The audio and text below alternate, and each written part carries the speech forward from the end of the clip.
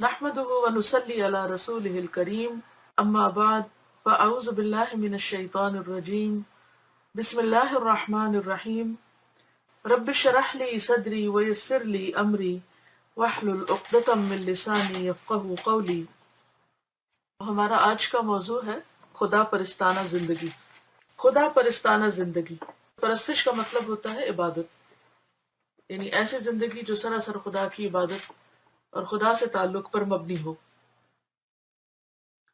اسلام کا مقصد یہ ہے کہ آدمی کو ایسا بنایا جائے کہ وہ دنیا میں خدا پرستانہ زندگی گزارنے لگے، یعنی اللہ کی عبادت میں جیے، کیونکہ اللہ تعالیٰ نے انسان کو پیدا ہی اپنی عبادت کے لیے کیا ہے۔ وَمَا خَلَقْتُ الْجِنَّ وَالْإِنسَ إِلَّا لِيَعْبُدُونَ، اور انسان کو اس سے روکا گیا کہ وہ شیطان کی بندگی کرے۔ سورۃ یاسین میں آتا ہے الم اعہد الیکم یا بنی آدم اللہ تعبدوا الشیطان انہ لکم عدو مبین، اے بنی آدم کیا میں نے تم سے عہد نہیں لیا تھا کہ تم شیطان کی عبادت نہ کرنا، کیونکہ وہ تمہارا کھلا دشمن ہے۔ تو ہم دیکھتے ہیں کہ کوئی بھی شخص شیطان کے لیے نماز نہیں پڑھتا یا روزہ نہیں رکھتا، بظاہر وہ اللہ ہی کے لیے کر رہا ہوتا ہے، لیکن جب ہماری نماز دکھاوے کی ہو جائے اور ہمارا روزہ جو ہے اس میں جھوٹ اور مکر اور فریب اور غلط کام شامل ہو، تو بظاہر وہ عبادت کی ایک شکل ہے، لیکن حقیقت میں وہ شیطان کی پیروی ہو گئی۔ اور اسی طرح زندگی کے باقی کاموں میں تو اللہ کے لیے جینا جو ہے یا اللہ کی عبادت کرتے ہوئے جینا جو ہے، یہ ایک وسیع تر کانسیپٹ ہے۔ انسان کا ہر عمل جب وہ درست طریقے سے کرتا ہے، ہر سوچ جو درست ہوتی ہے، اللہ کی مرضی کے تابع ہوتی ہے، جب نیت اچھی ہوتی ہے، جب گفتگو درست ہوتی ہے جس میں کوئی جھوٹ نہیں، کوئی تانا نہیں، کسی کو اذیت دینے والی بات نہیں، چیخنا چلانا نہیں، امن پسندی ہے، تو وہ گفتگو بھی عبادت بن جاتی ہے۔ اور اس میں خاص طور پر جو پھر اللہ کا ذکر اور تلاوت اور اچھی بات کسی کو بتانا، وہ تو پھر اعلیٰ درجے کی عبادت ہے۔ اسی طرح ہمارے جسم سے جو ہمارے جوارح ہیں، یعنی ہاتھ، پاؤں، آنکھ، کان، ناک، ان سب سے جب ہم درست کام لیتے ہیں اور غلط کاموں سے بچتے ہیں، تو یہ بھی دراصل اللہ کی عبادت میں لگے ہوئے ہوتے ہیں۔ جس طرح کائنات کی ہر چیز اللہ کی عبادت کر رہی، کل فی فلک یسبحون، ایک ایک ذرہ جو ہے وہ اللہ کے حکم کے مطابق گھوم رہا ہے، سرکل میں ہے۔ تو بندوں سے بھی کیا چاہا گیا ہے کہ وہ بھی اللہ ہی کے بن جائیں، اللہ ہی کے ہو کر رہیں۔ تو انسان سے مطالبہ یہ ہے کہ وہ غیر خدا پرستانہ زندگی کو مکمل طور پر چھوڑ دے۔ غیر خدا پرستانہ زندگی یہ ہے کہ آدمی کی دلچسپیاں، اب یہ انڈر لائن کر لیں، دلچسپیاں، انٹرسٹ، شغل خدا کے سوا دوسری چیزوں میں لگی ہوئی ہو، یعنی اس کے دل دماغ پر کوئی اور چھایا ہوا ہو، اور اس کے ذہن میں ہر وقت کسی خاص چیز کا تصور ہو کہ یہ کر لوں، جبکہ اس کام میں اللہ تعالیٰ کی کوئی مرضی شامل نہ ہو، یا وہ کانسیپٹ جو ہے وہ انسان کو اللہ سے دور کرنے والا ہو۔ تو بات یہ ہے کہ انسان خدا پرستانہ زندگی صرف اس وقت بسر کر سکتا ہے جب اس کی دلچسپیاں، اس کے شوق، اس کی محبت، اس کا پیشن اللہ کی ذات ہو جائے، اس کی توجہ کا مرکز مخلوقات ہو نہ کہ خالق، یعنی یہ غیر خدا پرستانہ زندگی ہے جب اس کی توجہ مخلوق ہو جائے خالق کی بجائے۔ تو خدا پرستانہ زندگی کیسی ہوتی ہے؟ وہ دوستی کرے تو خدا کے لیے کرے، دشمنی کرے تو خدا کے لیے کرے، اس کی سوچ اور جذبات کا مرکز پوری طرح خدا کی ذات بن جائے۔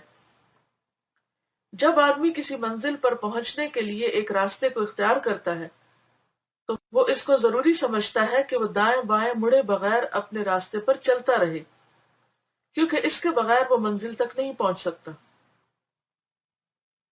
یعنی مثلاً آپ اپنے گھر سے اپنے کام کی جگہ پر جاتے ہیں یا اپنے کسی رشتہ دار سے ملنے کے لیے جاتے ہیں، تو اس کے لیے کیا لازم ہوتا ہے کہ آپ اسی راستے پہ چلتے جائیں جس پر چل کر آپ اپنی منزل تک پہنچ سکتے ہیں۔ اگر آپ دائیں مڑ گئے یا بائیں مڑ گئے، چھوٹا سا بھی آپ نے اگر موڑ کاٹ لیا یا غلط راستہ لے لیا، تو آپ وہاں نہیں پہنچ سکیں گے جہاں آپ جانا چاہتے ہیں۔ تو اگر دنیا میں انسان دائیں بائیں مڑنے سے اپنا راستہ کھو دیتا ہے اور منزل تک نہیں پہنچ سکتا، تو یہی معاملہ انسان اور خدا کا بھی ہے۔ موجودہ دنیا میں کوئی انسان جب اپنی زندگی شروع کرتا ہے تو ایک راستہ وہ ہوتا ہے جو خدا کی طرف جاتا ہے، اسی کے ساتھ دوسرے بہت سے راستے ہوتے ہیں جو ادھر ادھر مڑ کر کسی اور منزل کی طرف جا رہے ہوتے ہیں۔ سچے طالب خدا کا طریقہ یہ ہے کہ وہ اہتمام کے ساتھ یعنی توجہ کے ساتھ شعوری کوشش کے ذریعے خدا والے راستے پر چلتا رہے، وہ ہرگز دائیں اور بائیں جانے والے راستوں کی طرف نہ مڑے۔ جو آدمی خدا کی طرف جانے والے سیدھے راستے پر قائم رہے وہ بلا شبہ خدا تک پہنچے گا، جیسے اللہ تعالیٰ سورۃ یاسین میں فرماتے وَأَنِ اعْبُدُونِي هَذَا صِرَاطٌ مُسْتَقِيمٌ، اور یہ کہ تم میری ہی عبادت کرو، یہی سیدھا راستہ ہے، یعنی میرے ہی بن جاؤ۔ تو ایسا شخص بلا شبہ خدا تک پہنچے گا۔ اس کے برعکس جو آدمی ادھر ادھر مڑ جائے وہ درمیان میں بھٹک کر رہ جائے گا، وہ کبھی خدا تک پہنچنے والا نہیں۔ ادھر ادھر کے راستوں پر بھٹکنے کا مطلب یہ ہے کہ آدمی اپنی خواہش کا تابع بن جائے، وہ ظاہری مفاد کو اہمیت دینے لگے، وہ غصہ اور نفرت اور حسد اور انانیت جیسے جذبات کا شکار ہو جائے، وہ بے سوچے سمجھے ہر اس سمت میں دوڑ پڑے جو اسے اپنے سامنے کھلی ہوئی دکھائی دیتی ہو، بغیر سوچے سمجھے، اور یہ نہ دیکھے کہ اسے کرنا کیا چاہیے، بس یہ دیکھے کہ غصے میں اس کا دل کیا چاہ رہا ہے اب، یا کسی کی نفرت میں اب اس کو کیا کرنے کا شوق آ رہا ہے، یا حسد جو ہے وہ اسے کس طرف لے جا رہا ہے، وہ پرواہ نہ کرے کہ وہ صحیح راستے کا انتخاب کر رہا ہے یا غلط کا۔ اس کے برعکس خدا والا راستہ یہ ہے کہ آدمی خدا کے احکام پر غور کرے، وہ سنجیدہ فیصلے کے تحت اپنا رخ متعین کرے، نہ کہ جذبات میں آ کے۔ وہ آخرت کی جواب دہی کی بنیاد پر اپنی زندگی کے معاملات طے کرے، نہ کہ محض وقتی فائدہ یا وقتی محرکات کی بنیاد پر، یعنی محض وقتی دنیاوی فوری فائدوں کو انسان نہ دیکھے اور انہیں دیکھ کے تو حرام میں کود پڑے یا غلط راستہ اختیار کر لے، نہیں، وہ ٹھنڈے دل سے سوچ سمجھ کر پوری توجہ کے ساتھ شعوری فیصلے کے ساتھ وہ راستہ اختیار کرے جو اسے اللہ کی طرف لے جانے والا ہو۔ تو اللہ تعالیٰ سے دعا ہے کہ وہ ہمیں اپنا بنا لے، اور خاص طور پر اس رمضان کے مہینے میں جو تقوی کی نرشمنٹ کے لیے ہے، جس میں دن میں روزہ اور رات کو قیام جو ہے وہ اللہ کے قرب کا ذریعہ ہے، تو اللہ سے دعا ہے کہ اللہ ہمیں ان عبادتوں کو خالص اپنے لیے کرنے کی توفیق دے اور سب سے دل موڑ کر اپنی طرف ہمیں متوجہ کر لے۔ چھوٹا سا کمنٹ ہے، یہ لکھتی ہیں السلام علیکم استاذہ، استاذہ خدا پرستانہ زندگی کا ٹاپک مجھے کچھ سال پیچھے لے گیا، خاص طور پہ یہ جملہ کہ دنیا میں کوئی انسان اپنی زندگی شروع کرتا ہے تو ایک راستہ وہ ہوتا ہے جو خدا کی طرف لے جاتا ہے اور ایک دوسری طرف۔ میں جب شادی کے بعد یہاں آئی تو میرے حالات کچھ ایسے ہی تھے کہ کیسا راستہ چوز کروں۔ ہسبینڈ کا خیال تھا کہ یہاں کون سا تمہیں کوئی جانتا ہے، جیسا مرضی لباس پہنو، جیسے مرضی رہو، جو دل چاہے کرو، کسی کو پرواہ نہیں۔ میں بہت ریلیجس تو نہیں تھی، مگر یہ احساس تھا کہ اگر یہاں کے رنگ میں رنگ گئی تو بچوں کے لیے کیسی رول ماڈل بنوں گی۔ پھر الحمدللہ ایک دن آن لائن کلاسز کا پتہ چلا۔ جس دن پہلی کلاس سنی اس دن آپ کسی لیکچر میں کہہ رہی تھی وضع میں تم نصارہ تمدن میں ہنود، تم تو وہ ہو جنہیں دیکھ کر شرمائے یہود۔